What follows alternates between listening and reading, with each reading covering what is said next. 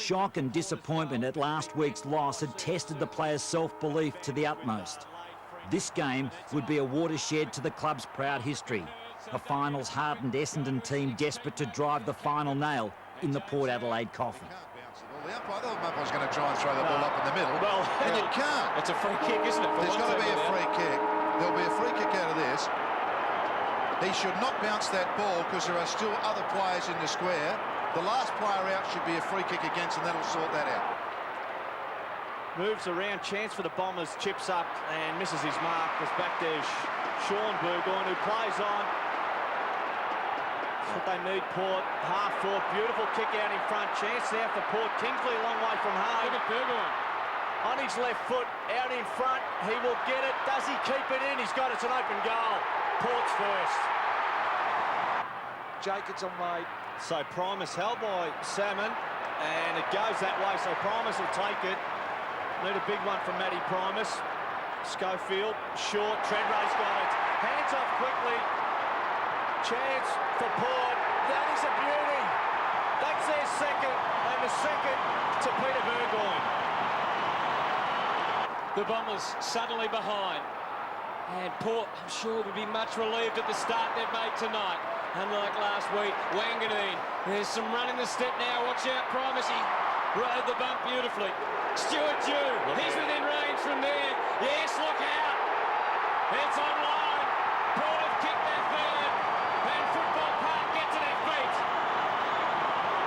The Power are away and lead by 15. Quick movement. Gee, what a nice change. Open forward line. Corns will bang it in long. Dew over the head of players. Bounces up Wellman. Nice. Treadray has got him. Comes out of Stewie Dew. Oh, no. And Port at the first of the third quarter.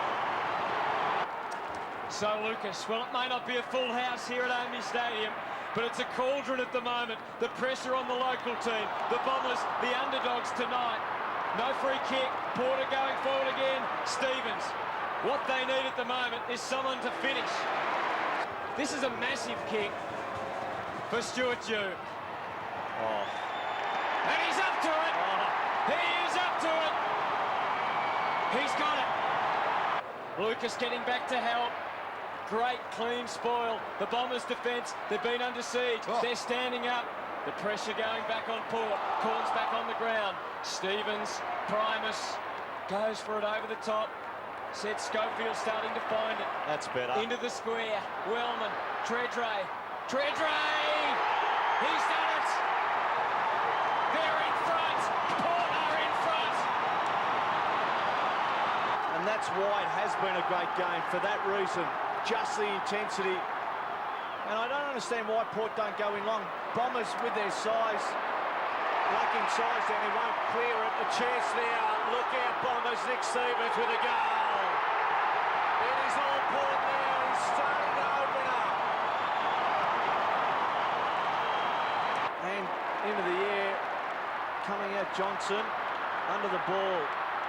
Contest again. Bishop.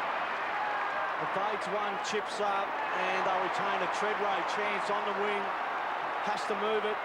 That's a better kick. Direction of Corns. Corns got it and moves. Can handball around, and he will finish. It is another. It is all Port power. And the men you'd expect to be leading from the front are starting to get their hands on the ball, and they are putting it on the scoreboard. And it's amazing what work rate does for a side. There is no question Port's work rate in this third quarter has gone up a notch, and it's been highlighted by Corns. I reckon Corns has instigated this. As I said, I think he's one of the most improved players in the comp. But what it was another 50-50 across half forward of Essendon that they lost. They've lost 4 in a row across their forward line. Well, look what's ahead for Corns. He's in absolutely no hurry. Time on Port's side. Lingered long enough to try and find a man. Forced to not use the body well. Barnaby French. Stop-start stuff for Port. They're thrusting forward. Roger James. No free kick. Still, they've got the numbers. Nick Stevens had a wonderful third quarter. Treadray! He finishes the knife. He puts it to bed. Porter into the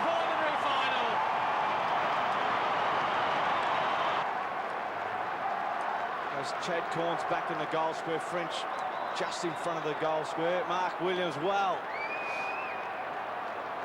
Is it the gorilla or the monkey? It was the gorilla, wasn't it? And that is it. Port have come through. And after half-time, that man, Chad Corns, one of the instigators, they turned it around and in the end sailed home for a 23-point victory. Jubilation for the 27,000-strong crowd here at AAMI Stadium as the song goes out around the stadium. There's a kick for goal after the siren, which has gone through for a behind. But it's only semantics because Port Adelaide have won 11-16-82. Josh Franco and Jason Johnson. Gavin Wanganeen and James Hird embracing. Just hasn't been Essendon's year. Nothing's gone right for them. Certainly a challenging year for the Bombers and James Hird. And, well, while the crowd is jubilant, I'm sure the overwhelming emotion for Mark Williams is relief. Chad Corns with Mark Hastings. Chad, what about that? Oh, it's great. Get the monkey off the back and just great for the boys to pull out a second half like we did, and we're just really happy to win the first final. You really feel as though there's an enormous amount of weight lifted off your shoulders? Oh, definitely. We've copped a lot of criticism this week, so it's good to come out and show those people that we really can win a final and play great footy, so it's good. Congratulations, well done, Chad. Here's Christy with someone who knows Chad pretty well as well. Thanks, Mark. I've got Kane Corns here who's just trying to catch his breath at the moment. Last week, couldn't hide your disappointment. What did you take from that game?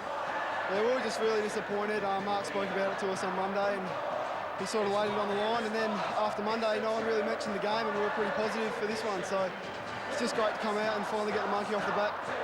How do you feel, personally? I mean, you've cemented your spot in the side now, and now you've been in a final and you've won a final. Yeah, it's unreal, actually. To play 2 finals in my second year of footy is just great, and we've been a great side all year, and I've learned a lot this year. It's been good. And Roger James, 100 goals. He may not remember much of it, literally, but I'm sure he'll remember this moment. And for the last time this year, the Port fans have come to Football Park. And as the boys mentioned on the ground, as Warren Treadray mentioned, may only have been 25, 27,000, but boy, they've made some noise tonight.